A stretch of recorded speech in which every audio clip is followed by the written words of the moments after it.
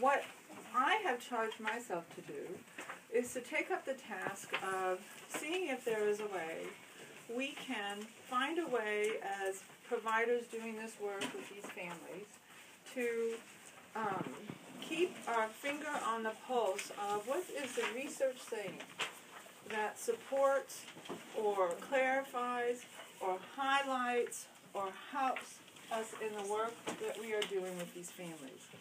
And I'm a clinical psychologist, and so the clinical psychologist, my bias tends to be towards researching and understanding what the literature has to say. But I just want to put it out there in terms of, you know, when we're working frontline and we're providing intervention all the time with our clients, why would it be even important to have a sense of what the research is saying, what the research is not saying, what standard of care puts out there? Why is that important in the work that we're doing? Thoughts, questions, comments, ideas? Care always likes to come in and make assumptions on what's best, which means how they can do something with the least, how they can pay the least and get the most. So they're very interested in numbers, and a lot of times they're the ones that pay us as a provider.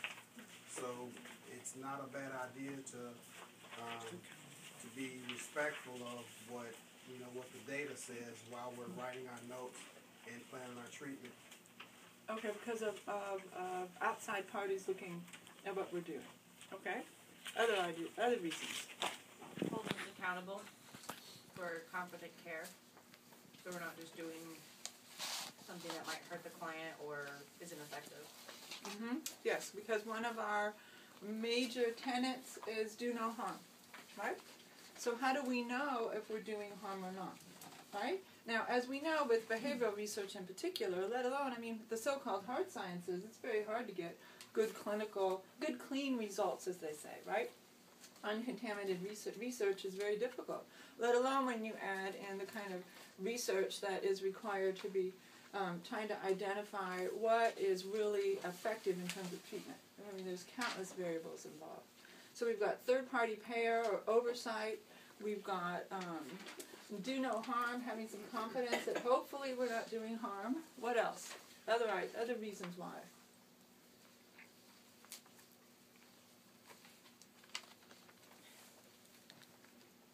What about if a client challenges us, right? Why are you asking me to do this? What is important about that? We're meeting up against resistance, right? It can be really nice to be able to pull back and say, well, this may or may not work for you, but we know that it tends to work for people who have some of the similar kind of situations that you have. Let's see if this is something that would or wouldn't work for you, right? So it kind of can be used then as a treatment strategy, if you will, even, or it supports us in that regard. One of the things that I think about is, as a therapist, when we're working with our clients, we have a lot of pressure. We've got oversight. You know what? Somebody might come in here, a third-party payer, and decide that my client doesn't need this service, right? That's pressure. Particularly if we are holding very sincerely the relationship that we have with our client. We have an agreement that says we're going to try and stick with you till this job gets done, right? But we've got a pressure, right? What other pressures do we have as therapists? From the parents. I'm not seeing any change. You've been here 2 weeks. Why isn't it better? Yes, very good. All right. Why are you sure what you're doing is really working, right? Yes, we have pressure from within the system, right? But That's another one of kind my of pressure. favorites. What? I'm saying that's one of my favorites. I don't have the problem. She got the problem. Fix her. Good. Other pressures. Do we get pressure within ourselves? Yeah, we'll have internal pressure as well, right? We may have doubt as a therapist. Am I really doing the right thing? Is this the best thing for this client? So these kind of pressures will have a tendency, if we're not careful as therapists, to wear us down, right? We can have and then be at risk for certain kinds of burnout or compassion fatigue. And so it can be really helpful if you've got some outside validation as a therapist, that where you're going or what you're focusing on or what your therapeutic expertise is saying is on the right track. And sometimes that's even harder as you get more experience. Because as we get more experience, what happens with our sense of what we are doing with our clients? It becomes more intuitive, doesn't it? Or it will feel that way. We won't have the, we're not trying to apply techniques that we may have learned at a training so much, or that we just learned in this really cool class we took in our graduate studies. It becomes part of us, our therapeutic style, our therapeutic intervention, and we sometimes don't even realize what it is that we are doing in a way that maybe if we have to account to a third-party payer or account to somebody on the treatment team, if we have to account to somebody who is even a colleague that we're trying to do a case consultation and we want to say, this is what I'm doing, if we aren't kind of bringing ourselves up at times to think about, well, what is seeable by other people, then we can find ourselves not even realizing what work it is that we're actually doing.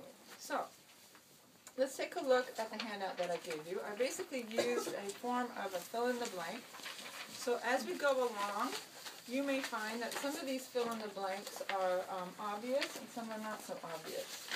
So what I decided to do was, in talking about trying to find a way to organize, how do we talk about the work that we do for Impact Plus clients and target this empirical basis in a way that somehow is coherent and organized. This is very difficult, and I've been struggling with that. So basically what I came down with was using kind of an organizational lens of that section on our treatment notes called Response to Treatment.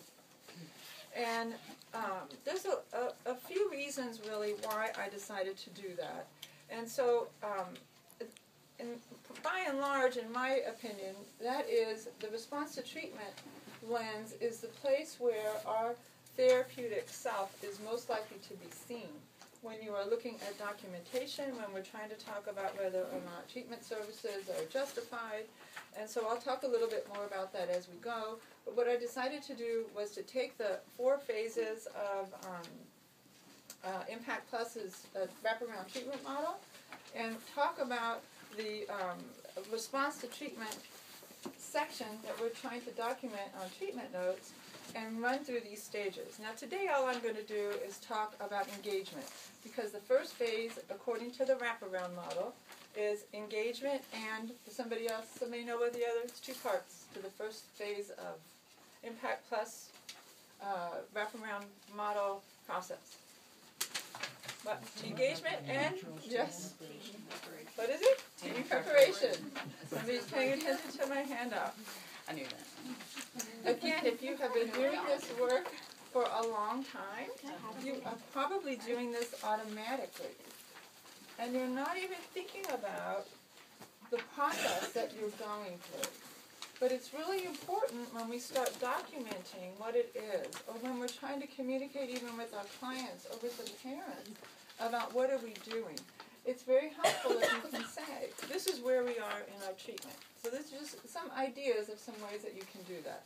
So it's important to know then, in the phase 1, it says right here at the beginning, wraparound values, this is the wraparound value perspective. Oh, actually, you know what?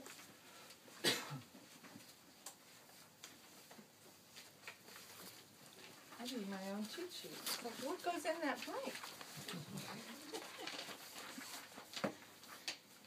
I don't know how many people have read. Well, never mind. I won't out anybody.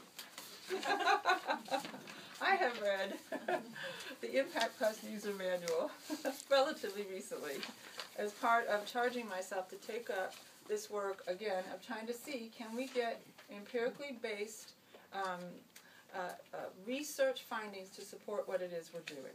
So the wraparound model values the family perspective and emphasizes the need to have family members as equal decision makers with regard to the development, implementation, and monitoring of the child's individualized plan. That's pretty much basically the third sentence down. So a way of thinking of that in terms of engagement is that voluntary engagement is an essential feature of the Impact Plus wraparound model. Now this is important because most of the research around populations that are most similar to the population that we are working with are not voluntary. They tend to be involuntary